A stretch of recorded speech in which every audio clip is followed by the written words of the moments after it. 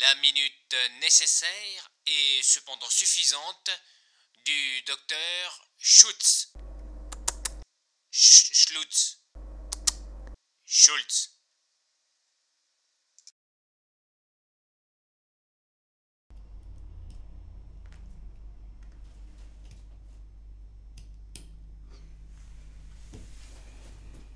Vous avez 1 heure et demie devant vous?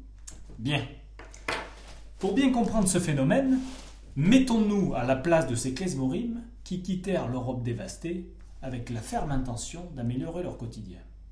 Notez que j'utilise délibérément et à bon escient le terme de klezmorim. Klezmorim, qui est bien entendu le pluriel de klezmer.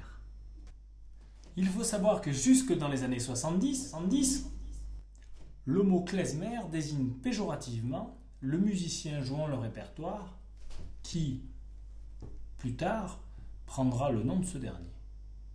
Enfin, du musicien. Vous me suivez? D'ailleurs, dans les années 30, un musicien juif aurait trouvé vraiment très curieux qu'on lui demande de jouer du klezmer.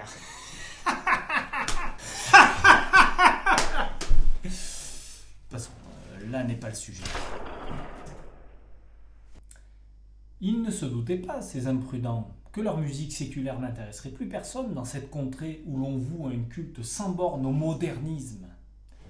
Et c'est dans les années 70 que ce répertoire prit un nouvel essor et était mieux considéré.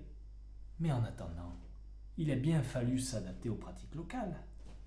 L'essor du jazz, cette musique de dégénérés, ainsi que cette conception populiste du spectacle, l'entertainment, qu'ils appellent. Et cela a poussé de nombreux musiciens à faire d'improbables pirouettes stylistiques. Je vous propose d'écouter cet extrait où l'incongruité de ce mélange rivalise avec la médiocrité de l'interprétation.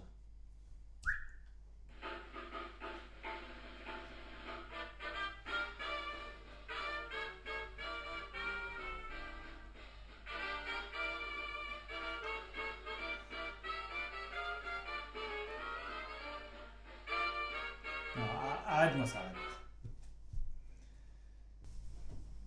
Je suis ni pour ni contre, bien au contraire.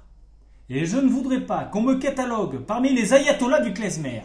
Mais je vous avoue que j'ai bien du mal à qualifier d'évolution cette pratique bâtarde de l'époque. La nuit vous appartient.